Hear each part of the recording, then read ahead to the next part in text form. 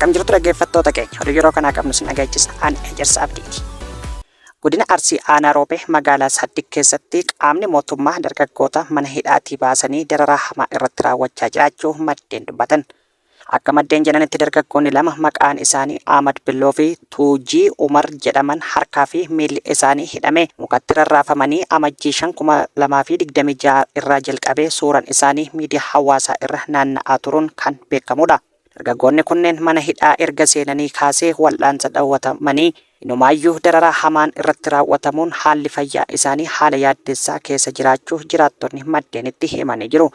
Dargaggoonni lamaan harkii fi miilli isaanii duubatti hidhamee mukatti fannifaman kun daldaltoota meeshaalee dukkaanaa ta'uu kan himan maddeen jarri kun badii qabaatanii osoo hin taane maqaa qabata waraana bilisummaa Oromoo waliin hariiroo qabdan jedhuun shakkiidhaan qabanii mukatti fannisuun halkan guutuu tumaa erga bulanii gara Roobetti deebisanii hidhuu jiraattonni maddeeniif himanii jiru. Dargaggoonni kun hariiroo homaatu waraana bilisummaa Oromoo waliin akka hin qabne kan himan maddeen haala uumamaa jiru wal qabatee lubbuu isaaniitiif sodaa qabna jechuun yaaddoo qaban ibsatanii jiru. Godina Iluu Abbaa Booraa aanaalee garaagaraa keessatti waraanni mootummaa PP uummata nagaa qe'ee fi qabeenya isaanii irraa buqqisaa jiraachuun beekame. Godina Iluu Abbaa Booraa aanaalee akka Billoo, Noophaa, Buree fi Mattuu keessa waraana bilisummaa Oromootu isin keessa qubachaa jira jechuun muddee 25,2025 irraa eegalee waraanni mootummaa jumlaan uummata buqqisaa jiraachuu jiraattonni maddeenitti himanii jiru.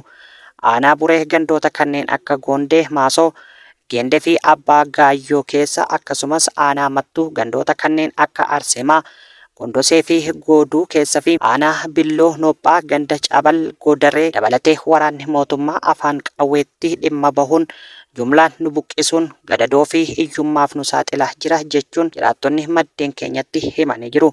Morni mootummaa PP waraana bilisummaa Oromoo balleessuuf tooftaalee garaagaraa fayyadamee milkaa'uu dadhabnaan ammoo bifa adda ta'een uummata jumlaan qe'ee fi qabeenya isaarraa buqqisuun jibbiinsa saba Oromootiif qabu ifatti mul'isas jedhan jiraattonni. Godina Horroo Guduruu Wallagga aanaa Abbee Dongoorootti haleellaa humnoonni finxaaleeyyii faannoo uummatarraan ga'aa jiran jabaachuu jiraattonni dubbatan. Jiraattonni maddeeniif yaada isaanii kennan eengadda ganama haleellaa humnoonni kun raawwataniin lubbuun nama nagaa tokko darbuu himanii jiru. Haleellaa hidhattoota finxaaleeyyii kanaatiin namni lubbuun isaa darbe Mulgeetaa Oljirraa kan jedhaman yoo ta'u haleellaan kun kan qaqqabe laga bunaatti akka ta'e eeranii jiraattonni haleellaa humnoota finxaaleeyyii faannootiin oomisha isaanii karaa sassaabbatan akka dhaban dubbatanii jiru. Aanaan Abbee Dongooroo aanaalee haleellan humnoonni finxaaleeyyii faannoo itti hedduummatu keessaa tokko kan taate yoo ta'u mootummaan qaamolee nageenya uummata booressan kana irratti tarkaanfii fudhatee nageenya hawaasaa akka mirkaneessu jiraattonni gaafatanii jiru. Jiraattonnis gurmaa'anii nageenya isaanii akka tiksuu qaban hubachiifamee jira. Waldaan Hakimoota Oromiyaa komii kaffaltii yeroo hojii sa'aatii dabalataa ogeeyyii fayyaaf akka furamu gaafate. Waldaan Hakimoota Oromiyaa xalayaa biiroo fayyaa Oromiyaatiif barreessan akkaataa qajeelfama mana marii ministeerotaa ba'ee fi ministeerri fayyaatiin dhiyaate caaffeen Oromiyaa raggaasiseetiin shallaggiin kaffaltii hojii yeroo sa'aatii dabalataa mindaa hojjettootaadhaaf yeroo sanatti kaffalamu guyyaa 30 qooduun herreegama jedhame. Haa ta'u malee akkaataa qajeelfama kana faallessuun hoggansi biiroo fayyaa akkaataan kaffaltii kana kaffalaa jiru mindaa amma hojjetan argatuun kan shallagame akka hin taane hubachuu himee jira. Ajajni biiroo fayyaa irraa afaaniin dhaabbilee fayyaatiif darbe bu'uura seeraa kan hin qabne daangaa aangoo kan hin eegne fi mirga ogeessa seeraan gonfate kan mulquu akka ta'e waldaan Hakimoota Oromiyaa beeksisee jira. Dhimmi kun rakkoo bulchiinsa gaarii ta'ee komii kan babal'ise ta'uu eere tajaajila hawaasaaf kennamu irraan dhiibbaa otoo hin geessifne ajajni afaaniin darbee akka dhaabbatu taasifame. Kaffaltiin yeroo sa'aatii hojii dabalataa akkaataa qajeelfama kanaaf baheen akka raawwatamu gaafatee jira. Kaffaltiin sababa kanaan wal diddaa uumameen hanga ammaatti otoo hin kaffalamin jiru halduree tokko malee akka kaffalamu qabus waldichi ibseeti jira. Dhaabbileen fayyaa iskeelii duraanitiin kaffalaa turan iskeelii mindaa haaratiin shallaguun maallaqa hojjetaa isaan biratti saffisaan akka kaffalan waldaan Hakimoota Oromiyaa gaafatee jira. Ministeerri Fayyaa Federaalaa akkaataan reetii shallaggii sa'aa hojii dabalataa akka fooyya'uu fi akkaataa qajeelfama lakkoofsa 921 muraa 2014 koomishiniin siivil saarvisii federaalaa baaseen akka raawwatamu biiroo fayyaa Oromiyaa xalayaadhaan beeksisuu isaa waldichi yaadachiise. Haalli kaffaltii kun magaalaa Finfinneetti hojii irra oolu mirkaneeffachuu himee jira. Biiroon Fayyaa Oromiyaa komii ogeeyyiin fayyaa gama kanaan naannoo Oromiyaatti gaggeessaa jiran akka furuu gaafate. Guyyaa xalayaan sun biiroo fayyaa qaqqabee kaffaltiin sun herreegamee ogeeyyii fayyaaf akka kaffalamu qabus ibsee jira.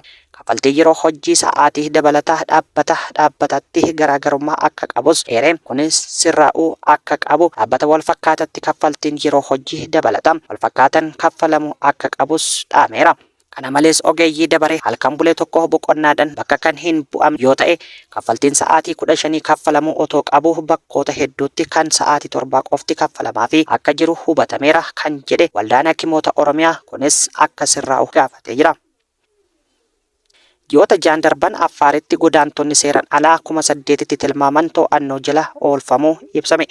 Koomishiniin poolisii naannoo Affaar ji'oota ja'an darban keessatti lammiilee faddaaltotaan goonfamanii godaanuuf turan 7,900 ol to'annoo jala oolchuu beeksisee jira.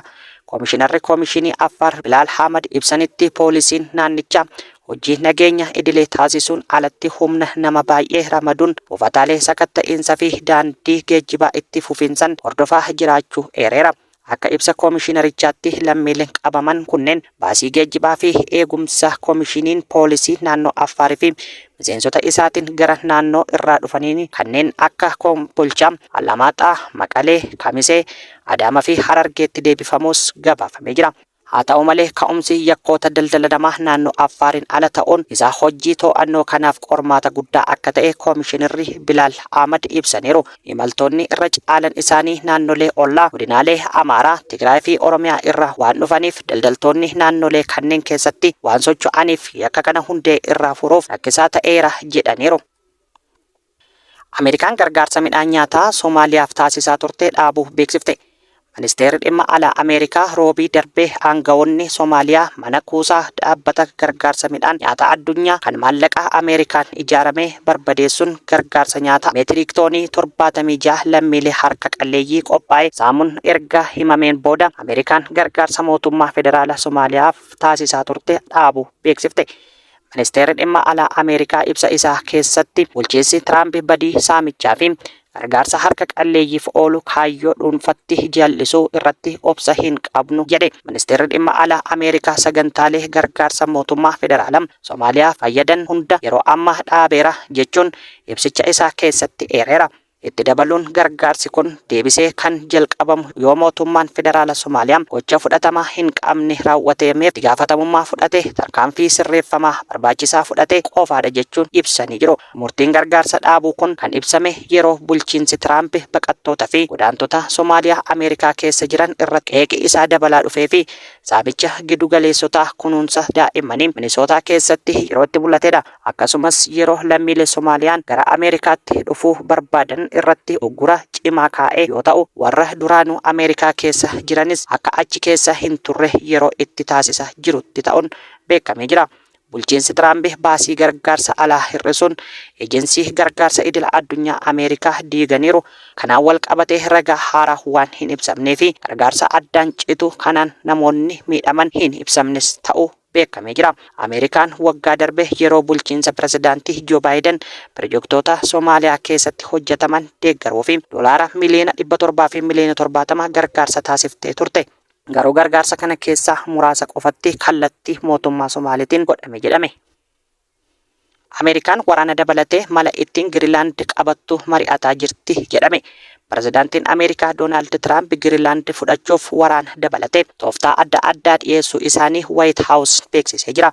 Waayit Haawus akka himetti Giriilaand yookiin naannoo ofiin of bulchituu fi miseensota naatoo Deenmaarkii bultu eeguun aantummaan nageenya biyyaalessaa Ameerikaa ta'uu ibsee jira. Ibsi kun kan ba'e hooggantoonni Awurooppaa Deenmaark deeggaruuf ibsa waloo erga baasanii sa'aatii muraasa booda yoo ta'u Deenmaark hawwii fi karoora Tiraamp odoloo harkiit kana dhuunfachuuf qaban mormaa turte jirti. Dhuma torban darbee Tiraamp sababa nageenya Ameerikaa Giriilaandin barbaachisaa jechuun irra deebi'anii kan dubbatan yoo ta'u ministeerri muummee Deenmaark Meette Frederiksen haleellaan Ameerikaa kamiyyuu xumura naatoo jechuu akka ta'e akeekkachiisanii jiru. Waayit Haawus kibxata darbe akka jedhanitti pirezidaantichii fi gareen isaanii kaayyoo imaammata alaa barbaachisaa kana hojiirra oolchuuf filannoowwan adda addaa irratti mari'ataa jiru jedhame. Akkasumas waraana Ameerikaa fayyadamuun yeroo hunda ajaja olaanaa filannoo ta'uun beekamaadha jedhe. naatoon gamtaa tumsa biyyoota Awurooppaa yoo ta'u michoonni kunneen miseensa keessaa biyyi tokko tuqamnaan walirratti hin dhiifnu kan jedhu waliigaltee qabu. Kanaaf kibxata darbe michoonni Awurooppaa 6 Deenmaark waliin akka dhaabbatan ibsanii jiru. Hooggantoonni Biriteen, Faransaay, Jarman, Xaaliyaanii, Poolaand, Ispeenii fi Deenmaark ibsa waloo kennaniin Giriinlaand kan ummata isheetii dhimmoota hariiroo isaanii ilaallatan irratti murteessuu kan danda'u Deenmaark fi Giriinlaand qofaadha jedhanii jiru. Yuunaayitid Isteetsi dhaabbilee idila addunyaa 66 keessaa of baasuuf murteessuu beeksifte. Ameerikaan dhaabbilee idila addunyaa 66 ta'an keessaa of baasuuf akka jettu ifatti beeksistee jirti. Biyyattiin murtee kanarra kan geesse dhaabbileen kunneen qisaasama malee bu'aa kan qaban akka hin taane adda baafamuu hordofee akka ta'e pirezidaantiin Tiraamp akkasumas ministeerri haajaa alaa Ameerikaa Maarko Ruubiyoo ibsanii jiru. Ministeerri dhimma alaa Ameerikaa Maarko Ruubiyoo dhaabbileen biyyi isaanii keessaa ba'uuf deemtu kunneen hojii isaanii keessatti bu'aa gahaa kan hin galmeessine, haala bulchiinsa gaarii kan hin agarsiifne, akkasumas dantaa fi abbaa biyyummaa Ameerikaa faallaa ta'anii kan argamanii jechuun ibsani. Ruubiyoon dabaluun haalli dhaabbilee Yuunaayitid Isteetsi keessaa of baafte kun faayidaa biyyattii kan giddugaleessa taasifate ta'uu ibsanii jiru. Pirezidaantiin Ameerikaa Doonaald Tiraamp gama isaaniitiin deeggarsi maallaqaa Ameerikaan dhaabbilee akkanaaf waggoota dheeraaf kennite bu'aa ifaa hin agarsiifne jechuudhaan qabiyyee uummata biyya isaanii dantaa biyya alaatti yaa'uun dhufamuu qaba jedhanii jiru. Doonaald Tiraamp dabaluunis dhaabbileen idila addunyaa hedduun kaayyoon hundeeffame isaanii tumsa waloo, nageenya, misooma fi hirmaannaa waliigalaa bu'uura godhachuudhaan yoo ta'u amma gara faallaa hundeeffama isaanii cinaatti qabuun yeroo darban keessa dhaabbileen muraasi gara ijaarsa bulchiinsa addunyaa bal'aa ajandaa siyaasa murtaa'aatti garagaluun dantaa biyyoota dhuunfaa kan deeggaran ta'anii argamaniif jedhee jira. Dhaabbileen Yuunaayitid Isteetsi keessaa of baaste keessaa 5 dhaabbileen jaarmiyaa mootummoota kan hin taane yoo ta'u kanneen hafan garuu tumsa qaamolee akka jaarmiyaa mootummoota gamtaa Awurooppaa fi aardilee kaanii akka ta'e Waayit Haawus beeksisee jira. Egaan hordoftoota keenya oduun har'aaf qabnu asirratti raawwannee jirra. Qophiilee keenya biroo hafan waliin turtii gaarii isiniin jenna.